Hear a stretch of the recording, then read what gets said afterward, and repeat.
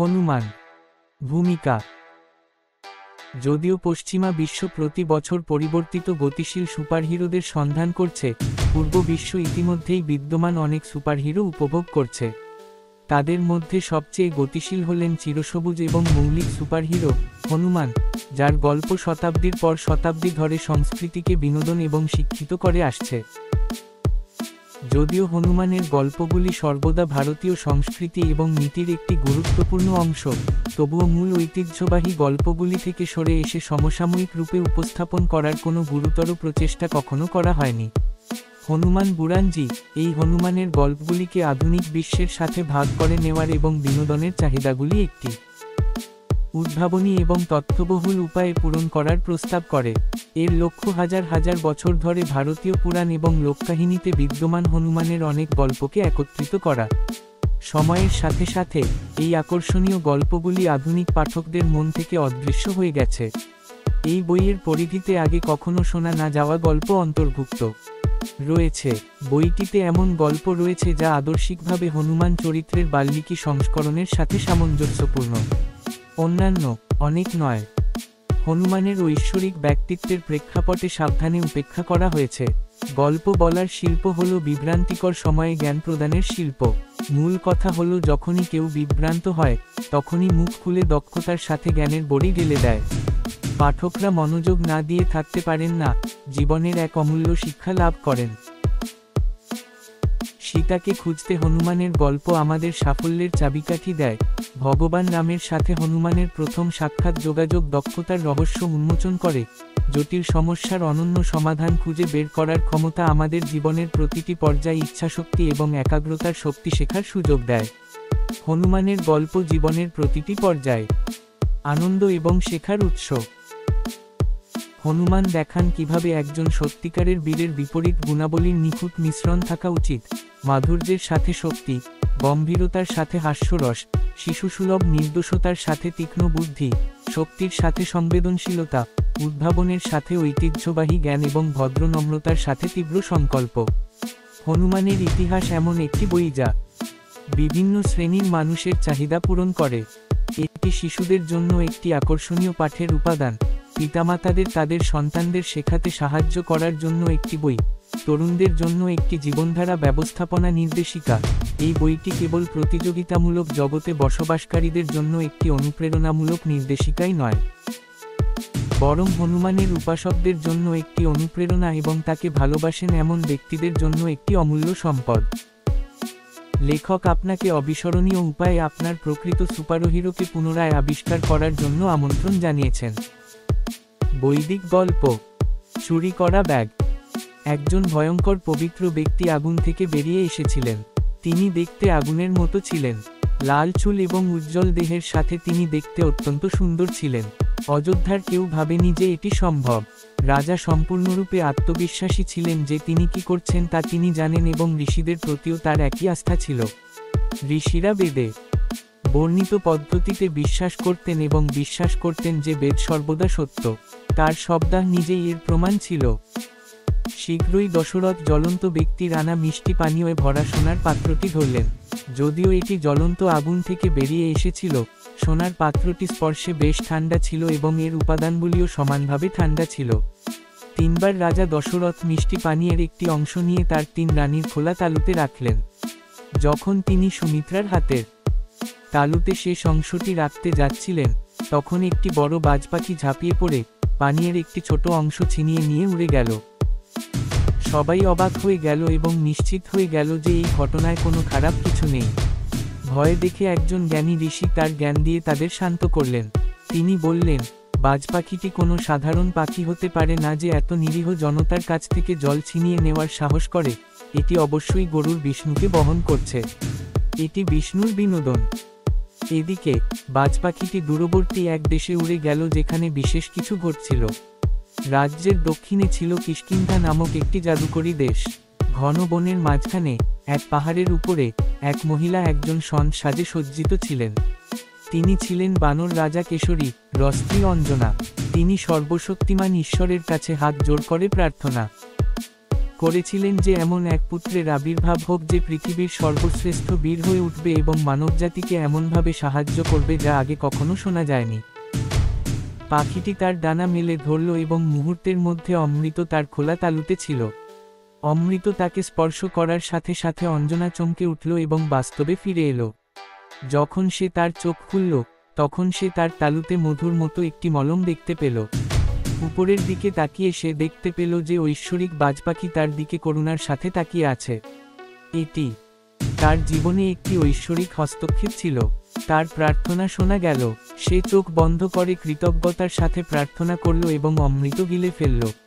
অমৃত তার শরীরে প্রবেশ করার সাথে সাথে সে নিজের মধ্যে একটি পরিবর্তন অনুভব করল।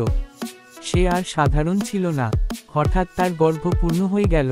সে দেবতাদের শক্তিতে গর্ভবতী হয়ে উঠল। তাকে কেবল প্রার্থনা এবং অপেক্ষা করতে হয়েছিল। তিনি আসছেন। মহাপুরুষদের জীবনে দুর্ঘটনা ঘটে কোনো ভুলের কারণে নয়, বরং উচ্চতর পরিকল্পনার কারণে। একটি ঐশ্বরিক জন্ম।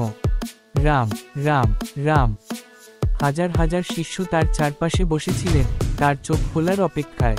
কেউ জানত না যে তাদের কতক্ষণ অপেক্ষা করতে হবে। যখন তিনি চোখ খুললেন, তখন তিনি তাদের ছাড়া থাকতে ঘৃণা করতেন। তিনি বহুবার এই অবস্থায় পৌঁছেছিলেন এবং প্রতিবারই অভিজ্ঞতা ভিন্ন ছিল। কেবল সময়কালই নয়, তিনি কিভাবে সমাধি থেকে বেরিয়ে এসেছিলেন তাও।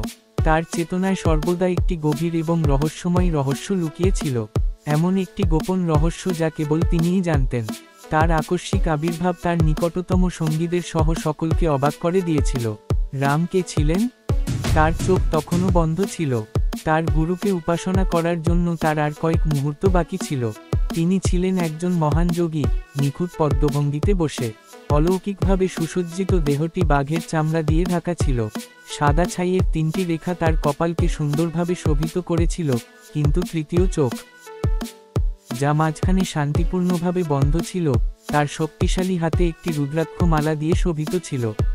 তার এলোমেলো চুলগুলো খোপায় বাঁধা ছিল এবং মাথায় মুক্তার সুতো ছিল। একদিকে চাঁদ আর অন্যদিকে গঙ্গা নদী।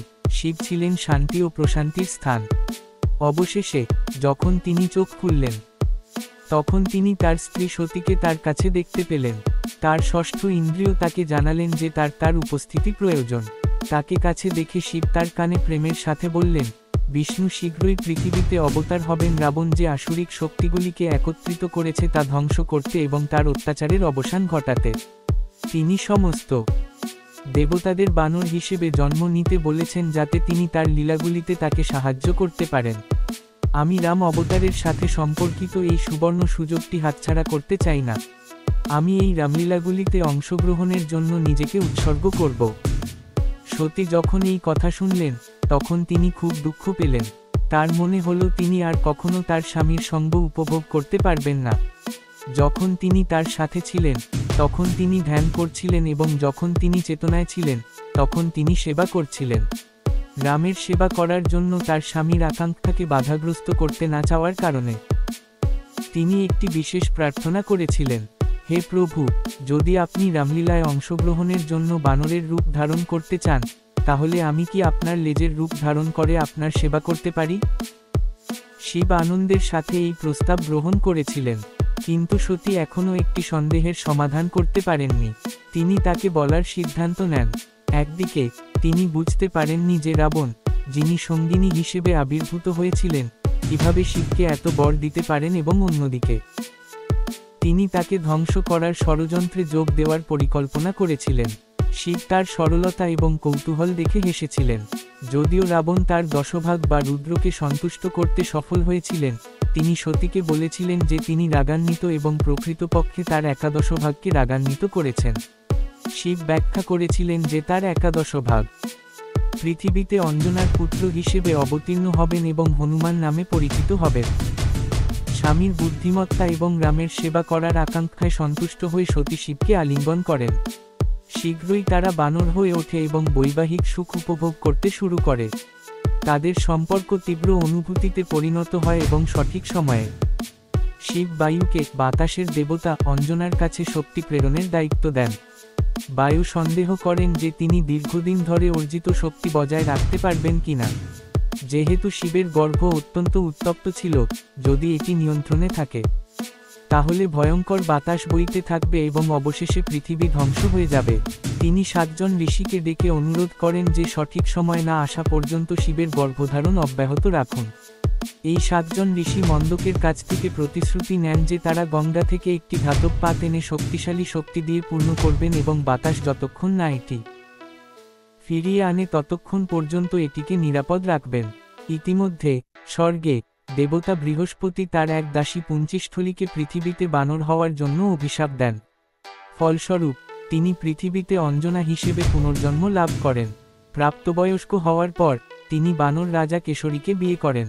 বিয়ের বহু বছর পর তাদের কোন সন্তান হয়নি। অঞ্জনা ভগবানের আশীর্বাদ লাভের জন্য কঠোর পদক্ষেপ নেওয়ার সিদ্ধান্ত নেন। তপস্যায় মগ্ন বায়ু, যিনি তার দিকে মনোযোগ সহকারে তাকান, বুঝতে পারেন যে তিনি শিবের কৃপা পাওয়ার জন্য যথেষ্ট পবিত্র। হঠাৎ অঞ্জনা অনুভব করলেন যে কোনো অদৃশ্য শক্তি তাকে ধরে রেখেছে। তিনি ভয়ে চিৎকার করতে শুরু করলেন। তিনি চিৎকার করে এর জন্য দায়ী ব্যক্তিকে তাকে অভিশাপ দিতে বললেন। তখন দেবতা বায়ু তার সামনে উপস্থিত হয়ে তাকে বললেন যে তিনি শিবের নির্দেশে এসেছেন তাকে এমন একটি সন্তান দিতে যে পৃথিবীর সর্বশ্রেষ্ঠ যোদ্ধা হবে। তিনি শিবের বংশধর এবং বায়ু দেবতার পুত্র। এই কথা শুনে অঞ্জনা তৎক্ষণাৎই শক্তিশালী ধারণাটি গ্রহণ করলেন। যখন তার স্ত্রী পুত্র লাভের জন্য তপস্যা করছিলেন, তখন কেশরী শিবকে সন্তুষ্ট করার জন্য আলাদা তপস্যা করার সিদ্ধান্ত নেন। তিনি বিভিন্ন তীর্থস্থানে তীব্র প্রার্থনায় ঘুরে বেড়াতে থাকেন। তারা এক তীর্থস্থান থেকে অন্য তীর্থস্থানে গিয়ে গোকর্ণে পৌঁছেন। এই স্থানে তারা শম্ভসাধন নামে এক অসুরকে দেখতে পান, যিনি নিরীহ ঋষিদের উপর অত্যাচার করছিলেন। তিনি অসুরের সাথে যুদ্ধ করেন এবং এক ভয়াবহ যুদ্ধের পর তাকে বুকে প্রচণ্ড আঘাত করে হত্যা করেন। কেশরীকে তার বোঝা থেকে মুক্ত দেখে খুশি হয়ে ঋষিরা একত্রিত হয়ে তাকে একটি শক্তিশালী পুত্রের আশীর্বাদ করলেন। এর জন্য তারা তাকে শিব মন্ত্র দিলেন। কেশরী এই মন্ত্রটি পাঠ করার সাথে সাথেই শিব আবির্ভূত হয়ে তাকে আশীর্বাদ করলেন। তৎক্ষণাৎ কেশরী শিবের শক্তি অনুভব করলেন। তিনি সময়মতো বাড়ি ফিরে তার স্ত্রী অঞ্জনাকে কাজ থেকে ফিরে আসতে দেখলেন। দুজনে আনন্দের সাথে একে অপরকে জড়িয়ে ধরলেন। গেরুয়া রঙের শিবশক্তি এখন অঞ্জনায়ও ছড়িয়ে পড়ে এবং গেরুয়া রঙের শিবশক্তি তার স্বাভাবিক স্বভাব হয়ে ওঠে। সময়ের সাথে সাথে বিশ্বের সর্বশ্রেষ্ঠ সুপারহিরোর জন্ম হয়। নিঃস্বার্থতা সাহসের জন্ম দেয়। গর্ভপাতের চেষ্টা। রাতের অন্ধকারে একজন রাজা গোপনে অন্য রাজার প্রাসাদে প্রবেশ করেছিলেন। এটি কোনো সাধারণ ঘটনা ছিল না, কিন্তু যখন এটি ঘটেছিল তখন বোঝা যাচ্ছিল যে খারাপ কিছু ঘটতে চলেছে। যেহেতু এটি একটি অত্যন্ত গুরুত্বপূর্ণ কাজ ছিল, তাই তিনি এটি অন্য কারো হাতে অর্পণ করতে চাননি। প্রাসাদের নিচের গোপন সুড়ঙ্গগুলির মধ্য দিয়ে যাওয়ার সময় বানারা বংশের একটি শাখার সদস্য রাজা বালি সেই সমস্ত ঘটনাগুলি নিয়ে ভাবছিলেন যা তাকে এই সাহসী এবং ঝুঁকিপূর্ণ সিদ্ধান্ত নিতে পরিচালিত করেছিল। এই সব শুরু হয়েছিল যখন স্বর্গীয় মহাকাশযাত্রী নারদ কিষ্কিন্ধা ভ্রমণে বের হন। মানুষ তার সৌন্দর্য দেখে অবাক হয়ে যায়। তিনি অত্যন্ত উজ্জ্বল এবং সুন্দর ছিলেন। রাজা তার বিখ্যাত বীণার তার বাজনা বাজিয়ে এবং ঐশ্বরিক মধুর কণ্ঠে গান গাইতে গাইতে প্রাসাদে পৌঁছান। রাজা বালি জানতেন যে নারদকে জানাতে তার কাছে একটি বার্তা আছে এবং তিনি তাকে সম্মানের সাথে স্বাগত জানান। যদি তিনি আসতে চান, তবে সেই বার্তা অবশ্যই বালির কাছে অত্যন্ত গুরুত্বপূর্ণ। অভ্যর্থনা অনুষ্ঠানের পরে বালি নারদের কথা শুনতে বসেন। অবশেষে নারদ রহস্যটি প্রকাশ করেন। এই গোপন রহস্যটি দ্রুত বালিকে নাড়া দেয় এবং তাকে একজন আত্মবিশ্বাসী রাজা থেকে একজন অসহায় বানরে রূপান্তরিত করে। শিবের অবতার রাজা কেশরীর স্ত্রী অঞ্জনার গর্ভে জন্মগ্রহণ করবেন। স্বর্গে একটি গুজব ছড়িয়ে পড়ে যে এই শিশুটি পৃথিবীতে একজন মহান বীর হয়ে উঠবে এবং তার শক্তি বালির চেয়ে 1000 গুণ বেশি হবে। প্রথমে বালি ভয় পেয়েছিলেন, কিন্তু তারপর গভীরভাবে চিন্তা করার পর তিনি বুঝতে পেরেছিলেন যে তিনি যে কোনো বিপদ এড়াতে পারবেন না, তা বিপদ। তাকে বুদ্ধিমানের সাথে কাজ করতে হয়েছিল। রাতের অন্ধকারে সে কেশারীর প্রাসাদের দিকে যাত্রা করল। কথোপকথনের দক্ষতা নিয়ে সে রাজকীয় রান্নাঘরে প্রবেশ করল। সেখানে একজন লোক তার জন্য অপেক্ষা করছিল। সে ছিল গর্ভবতী রানীর ব্যক্তিগত রাঁধুনি। কেশারী তাকে গর্ভবতী রানীর খাদ্যতালিকাগত নিয়ম মেনে চলার দায়িত্ব দিয়েছিলেন। এই মহিলা গর্ভবতী মহিলাদের খাদ্যতালিকাগত চাহিদা পূরণে বিশেষজ্ঞ বলে মনে হচ্ছিল, তবে এখন তাকে ভিন্ন কিছু পরিবেশন করা হচ্ছিল, পলির খাওয়া বিশেষ খাবার। পরের দিন সকালে পলি গত রাতে তাকে দেওয়া তরলটি সাবধানে গরম করল। সে এতে কিছুটা ধাতব গন্ধ পেয়েছিল। এটি বিশেষজ্ঞভাবে তৈরি করা হয়েছিল, তাই কেউ জানত না এটি আসলে কি। পলি কেবল তাকে বলেছিল যে ওষুধটি তার কাজ করবে, কিন্তু সেও আলাদা ছিল না। সে জানত ওষুধটি কি। গরম তরলের গ্লাসটি তুলে নেওয়ার সময় তার হাত সামান্য কাঁপছিল। সে জানত এটি ভুল। একজন গর্ভবতী মহিলাকে 5টি ধাতুযুক্ত পানীয় দেওয়া খুবই ভুল।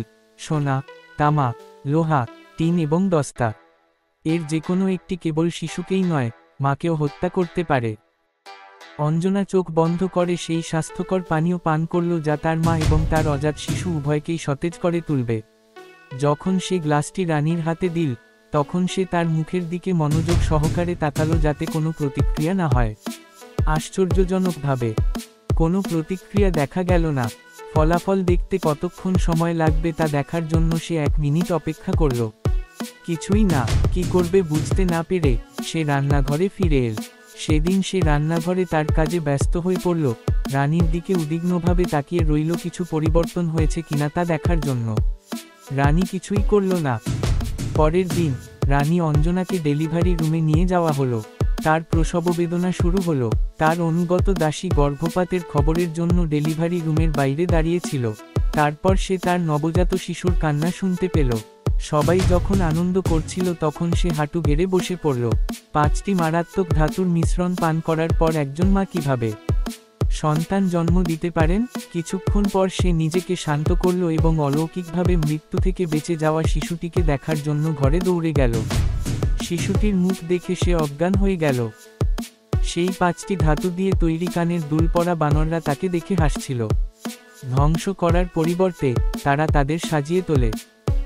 নিরাপত্তাহীনতা আত্মার সৌন্দর্য নষ্ট করে, কিন্তু নির্দোষতা একজন ব্যক্তির চরিত্রকে উন্নত করে। যখন হনুমান সূর্যকে গ্রাস করেছিলেন, স্বর্গের ইতিহাসে প্রথমবারের মতো বজ্রপাত নিভে গেল। স্বর্গ সম্পূর্ণ অন্ধকার ছিল। চারদিকে বিশৃঙ্খলা ছড়িয়ে পড়ল। যেখানে সূর্যের আলো জ্বলে সেখানে কিভাবে অন্ধকার থাকতে পারে? সেই বছর যখন বিদ্যুৎ নিভে গেল, তখন ইন্দ্র একটি গুরুত্বপূর্ণ সভা করছিলেন। স্বর্গের সমস্ত শাসক তাদের কর্মের হিসাব দেওয়ার জন্য জড়ো হয়েছিলেন। বিদ্যুৎ নিভে যাওয়ার বিষয়ে সকলের কোনো ধারণা ছিল না। যতদূর তারা জানত, স্বর্গের শৃঙ্খলায় কোনো ব্যাঘাত ঘটেনি। হঠাৎ একজন প্রহরী ঘরে প্রবেশ করল, যা আংশিকভাবে আগুনে আলোকিত ছিল। হে ভগবান, তোমার জন্য আমার কাছে খারাপ খবর আছে। ছোট্ট বানরটি এটিকে একটি বড় লাল ফল ভেবে সূর্যকে গ্রাস করে ফেলল। কি? ঘরে উপস্থিত সমস্ত দেবতা সম্পূর্ণরূপে হতবাক হয়ে গেলেন। কে সূর্যকে গ্রাস করতে পারে? আর যেহেতু সূর্যগ্রহণের সময় ছিল, রাহু একই সময়ে সূর্যকে গিলে ফেলেছিল। কিন্তু যখন ছোট্ট বানরটি দেখল যে সূর্য ইতিমধ্যেই গিলে ফেলা হয়েছে, তখন সে ছোট্ট বানরের সাথে তার অধিকার নিয়ে তর্ক করার চেষ্টা করল। ছোট্ট বানরটি রাহুকে আরেকটি বড় ফলের জন্য ধরে নিয়ে গেল এবং তাকে নিয়ে গেল। এখন স্বর্গে সম্পূর্ণ বিশৃঙ্খলা এবং গোলমাল। পরিস্থিতি নিয়ন্ত্রণের জন্য দয়া করে কিছু করুন। এই ভয়াবহ গল্পটি শুনে ইন্দ্র তৎক্ষণাৎ তার হাতি ঐরাবতের রথে করে দুর্ঘটনাস্থলে ছুটে গেলেন। বানরের মুখ থেকে সূর্য উদিত হতে দেরি করতে না পেরে তিনি তার বজ্র ছুঁড়ে মারলেন, তার শব্দকে লক্ষ্যবস্তুতে পৌঁছাতে সাহায্য করার জন্য। কিন্তু মজার বিষয় হলো, হাতিটি লড়াই করতে এতটাই আগ্রহী ছিল যে বজ্র বানরের কাছে পৌঁছানোর আগেই ঐরাবত পথ আটকে গেল। ছোট্ট বানরটি বড় সাদা হাতিটিকে দেখে তার দিকে দৌড়ে গেল এবং এটিকে তার মুখে রাখতে চাইল। শিশুটিকে ধূমকেতুর মতো তার দিকে ছুটে আসতে দেখে ইন্দ্র ভয় পেয়ে গেলেন। ঠিক তখনই ইন্দ্রের বজ্র ছোট্ট বানরের গালে আঘাত করল। কোনো সাধারণ মানুষ বা দেবতা এত আঘাত থেকে বাঁচতে পারত না। এটি তার চোয়াল ভেঙে তাকে অজ্ঞান করে দেয়। সে পড়ে যাওয়ার সাথে সাথে তার মুখ খুলে যায় এবং সূর্য ও রাহু সেখান থেকে বেরিয়ে আসে। সূর্য তার আসল অবস্থানে ফিরে আসার পর দেবতারা স্বস্তি পান, কিন্তু তাদের এক অত্যন্ত ভয়াবহ অভিজ্ঞতা হয়। বানরকে আক্রমণ করার আগে কেউ ব্রহ্মা বা গুরুর সাথে পরামর্শ করার চেষ্টা করেনি। ঝড়ের মধ্যে ছোট্ট বানরটি মাটির একটি গুহায় পড়ে যায়। সে সম্পূর্ণ অজ্ঞান হয়ে প্রায় প্রাণহীন হয়ে পড়ে। হঠাৎ আরেকটি বিপর্যয় ঘটে, বায়ু চলাচল ব্যবস্থা বন্ধ হয়ে যায়। তাদের কেউই শ্বাস নিতে পারেনি। আজ স্বর্গে কি হচ্ছে? আবারও সম্পূর্ণ বিশৃঙ্খলা দেখা দেয়। যাই হোক, এবার তারা ব্যবহারিক জ্ঞানের জন্য ব্রহ্মার কাছে যাওয়ার সিদ্ধান্ত নেয়। ব্রহ্মা ছিলেন তার সর্বোচ্চ পথপ্রদর্শক, তিনি সর্বদা পরিস্থিতিকে বিস্তৃত দৃষ্টিকোণ থেকে বিশ্লেষণ করতেন। তাৎক্ষণিক প্রয়োজন এবং স্বল্পমেয়াদী ফলাফলের উপর নির্ভর না করে। তিনি দেবতাকে ব্যাখ্যা করেছিলেন, এই ছোট্ট বানরটি আর কেউ নয়, বায়ুর পুত্র, এবং তার নাম অঞ্জনেয়, গর্ভস্থ পুত্র। এই ছোট্ট বানরটি আসলে শিবের একটি রূপ। রাবণের ধ্বংসে সে প্রধান ভূমিকা পালন করে। যখন তার পুত্র আহত হয়, তখন বায়ুর দেবতা ব্রহ্মাণ্ডের সমস্ত বাতাস চুষে প্রতিবাদ করেন। তার ব্যক্তিগত শোক সারা বিশ্বে শোক ছড়িয়ে দেয়। ব্রহ্মা সমস্ত দেবতাদের ছেলেটিকে বাঁচাতে এবং বায়ুকে শান্ত করতে তার সাথে যোগ দিতে অনুরোধ করেন। গুহার পরিবেশ উত্তেজনাপূর্ণ ছিল। শোকাহত পিতা তার মৃত পুত্রের দিকে অশ্রুসিক্ত চোখে তাকালেন।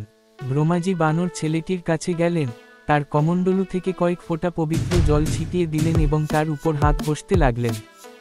শিশুটিকে আশীর্বাদ করার জন্য অনুরোধ করেছিলেন। সকলেই শিশুটিকে আশীর্বাদ করার জন্য এগিয়ে এলেন।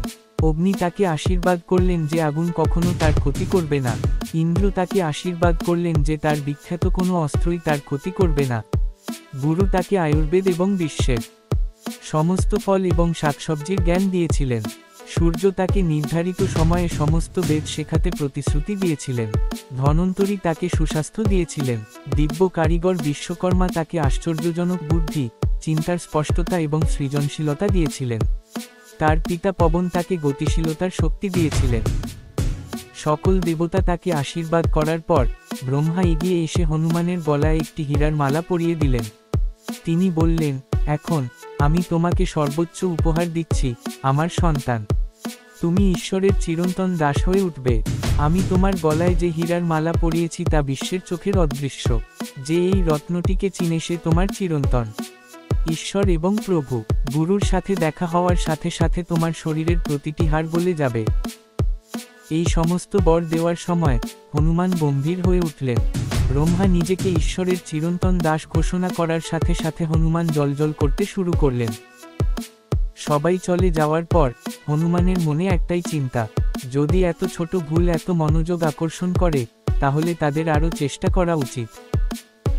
যদি নির্দোষতার নাম ভুল রাখা হয়, তাহলে শাস্তির নাম ভুল রাখা হয়। দুর্ভাগ্য গণনার চেয়ে আশীর্বাদ গণনা করা প্রায়শই বেশি কঠিন, কারণ আশীর্বাদ গণনা করতে হয় জ্যামিতিকভাবে এবং দুর্ভাগ্য গণনা করতে হয় গাণিতিকভাবে। বানরের অস্থিরতা। সেদিন তার বাবা যা দেখেছিলেন তা বিশ্বাস করতে পারছিলেন না। তিনি দৌড়াননি, লাফ দেননি বা পিছলে যাননি। তিনি হাঁটছিলেন। সেদিন হনুমান হাঁটছিলেন। ছেলেকে বাড়ি ফিরতে দেখে কেশরী সন্দেহ করতে শুরু করলেন। শীঘ্রই কিছু একটা ঘটতে চলেছে, তিনি বুঝতে পারলেন। হনুমান খুব শান্তভাবে ঋষিদের নেতৃত্ব দিচ্ছিলেন। হনুমানের বিষণ্ণ মুখ দেখে তার ভয় আরও তীব্র হয়ে উঠল। তিনি শান্ত বা দুঃখী ছিলেন না, বরং গভীর চিন্তায় ডুবেছিলেন। সেদিন পর্যন্ত কেশরী কখনো তার ছেলেকে গভীর চিন্তায় ডুবে থাকতে দেখেননি। সে একজন সক্রিয় মানুষ নাকি সক্রিয় বানর? সে তার ছেলের কাছে গিয়ে হাঁটু গেড়ে বসে পড়ল। সে স্নেহের সাথে তার মুখ চেপে জিজ্ঞাসা করল, কি হয়েছে ছেলে? হনুমানের উত্তর তাকে বাকরুদ্ধ করে দিল। আমি জানতে চাই, সে বলল। কেশরী এই উদ্বেগের উৎস বুঝতে পারেনি। বিভ্রান্ত হয়ে সে নিজেই বিষয়টি তদন্ত করার সিদ্ধান্ত নিয়েছে। সে জানত যে যা ঘটেছিল তা সে হনুমানকে বলতে পারবে না। সেদিন কোন উচ্চতর শক্তি কাজ করছিল। একদল বৃদ্ধ ঋষিদের সাথে বসে কেশরী তার ছেলে সম্পর্কে তাদের সব কথা শুনলেন। তারা যা বলছিলেন তা প্রথমে উদ্বেগজনক ছিল, কিন্তু শেষ পর্যন্ত উৎসাহজনক ছিল। প্রতিদিন হনুমান নদীর তীরে মানুষকে হয়রানি করার জন্য নতুন নতুন উপায় খুঁজে বের করতেন। তার সহজ লক্ষ্য ছিলেন কঠোর প্রশিক্ষণপ্রাপ্ত ঋষিরা। অতীতে অনেকেই এই ঋষিদের অলৌকিক ক্ষমতার ভয়ে তাদের এড়িয়ে চলতেন, কিন্তু হনুমান স্বাভাবিকভাবেই তাদের প্রতি আকৃষ্ট হতেন। তবে তাদের কাছ থেকে কোনো ইতিবাচকতা বা সুবিধা ছিল না। তিনি বিনোদনের জন্য এই সব করতেন। তিনি ক্রমাগত তার অস্থির এবং নিষ্ঠুর মনকে ব্যস্ত রাখার জন্য কিছু খুঁজতেন। ঋষিরা যখন স্নান করছিলেন, তখন হনুমান তার পোশাকের বড় বড় গর্ত ছিঁড়ে ফেলতেন। তিনি তাদের জলের পাত্রগুলিকে ডাল দিয়ে আঘাত করে ভেঙে ফেলতেন। তিনি তাদের বেরিয়ে আসার জন্য অপেক্ষা করতেন এবং তাদের বিকৃত মুখ দেখে দুঃখিত হতেন। যদি আরও বেশি সময় লাগত, তাহলে তিনি জলে নেমে তাদের পায়ের নিচ থেকে টেনে বের করে আনতেন। এতে ঋষিরা ভীত হয়ে পড়তেন, তারা ভাববেন যে তাদের উপর কুমির আক্রমণ করেছে। মাঝে মাঝে যখন তিনি নদীর তীরে সূর্যের উপাসনা করতে দেখেন, তখন তিনি তাদের কাঁধে লাফিয়ে তাদের লম্বা দাড়ি ধরে টেনে নিয়ে যেতেন। স্নান শেষে নদী থেকে বেরিয়ে আসার পর ঋষিরা যে খেলাটি খেলতেন তা ছিল তার প্রিয় খেলা। তিনি ধৈর্য ধরে তাদের জন্য অপেক্ষা করতেন। তিনি দ্রুত পুরো জল নিয়ে তাদের উপর থুতু দিতেন যেন এটি প্রবাহিত জল। এতে দূষিত ঋষিরা আবার স্নান করতে বাধ্য হতো। একই ঋষিরা এই ক্রমটি বহুবার পুনরাবৃত্তি করেছিলেন, কখনো কখনো ঘন্টার পর ঘন্টা। অবশেষে নদীর তীরে এই পাগলের দ্বারা ক্রমাগত হয়রানির শিকার হয়ে ঋষিরা তাদের সাধারণ জলের উৎস ত্যাগ করার সিদ্ধান্ত নেন এবং প্রত্যেকে স্নানের জন্য আলাদা জলের উৎস খুঁজে বের করার সিদ্ধান্ত নেন। দীর্ঘ খরার পর হনুমান ঋষিদের কার্যকলাপকে মনোরম করে তোলেন।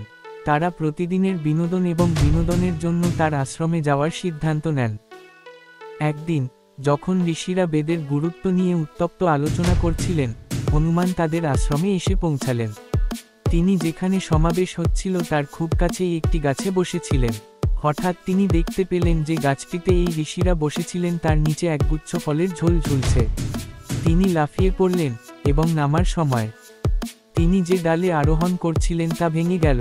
কোনোভাবে সঠিক মুহূর্তে তিনি লাফিয়ে অন্য একটি ডালে পড়ে গেলেন, যা ভেঙে গেল। তিনি আবার পড়ে যাওয়া থেকে নিজেকে রক্ষা করলেন, কিন্তু দুটি ভাঙা ডাল সরাসরি ঋষিদের দলে পড়া থেকে তিনি থামাতে পারলেন না। যদিও কেউ আহত হননি, ঋষিরা এই অপকর্মে ক্ষুব্ধ হয়েছিলেন। কিন্তু এমন একটি ঘটনা ঘটে যা শ্রদ্ধেয় ঋষিদের সহ্যের সীমা ছাড়িয়ে যায়। একদিন সকালে সূর্যোদয়ের আগে হনুমান খেলতে বনে যান। তিনি একটি বাঘকে একটি হাতির সাথে লড়াই করতে দেখেন। তিনি তাদের কাছে গিয়ে হাতির দাঁত ধরে বাঘের হাত থেকে টেনে সরিয়ে নিয়ে তাদের অবাক করে দেন। তারপর তিনি অন্য হাত দিয়ে বাঘের লেজ ধরে দুটি অজ্ঞান প্রাণীকে টেনে তুলতে শুরু করেন। অনেক দূর টেনে টেনে ঋষি আশ্রমের দরজার দুপাশের দুটি স্তম্ভের সাথে বেঁধে দিলেন। তা করার পর হনুমান আনন্দে অদৃশ্য হয়ে গেলেন। ভোরের শব্দ শুনতে আগ্রহী হয়ে ত্রিমবিন্দু নামে এক ঋষি হাতে জলের কলসি নিয়ে দরজা খুললেন। তিনি যখন বেরিয়ে এলেন, তখন তার চোখ দরজার উপর স্থির ছিল। সূর্য ওঠেনি বলে এখনও অন্ধকার ছিল, তবে তিনি এই অভ্যাসে অভ্যস্ত ছিলেন এবং অন্ধকারে কিভাবে হাঁটতে হয় তা জানতেন। যখন তিনি দরজার বাইরে উঠোনে পৌঁছালেন, তখন প্রবেশপথে বাঘ দাঁড়িয়ে থাকতে দেখে তিনি ভয় পেয়ে গেলেন। তাই তিনি তার জলের কলসি নামিয়ে ঘরের ভেতরে দৌড়ে গেলেন এবং দরজা বন্ধ করে দিলেন। সাধারণত তিনি ভীর অনুভব করতেন, কিন্তু আজকের ঘটনা তাকে এতটাই ভয় পেয়েছিল যে তার স্বস্তির প্রয়োজন ছিল।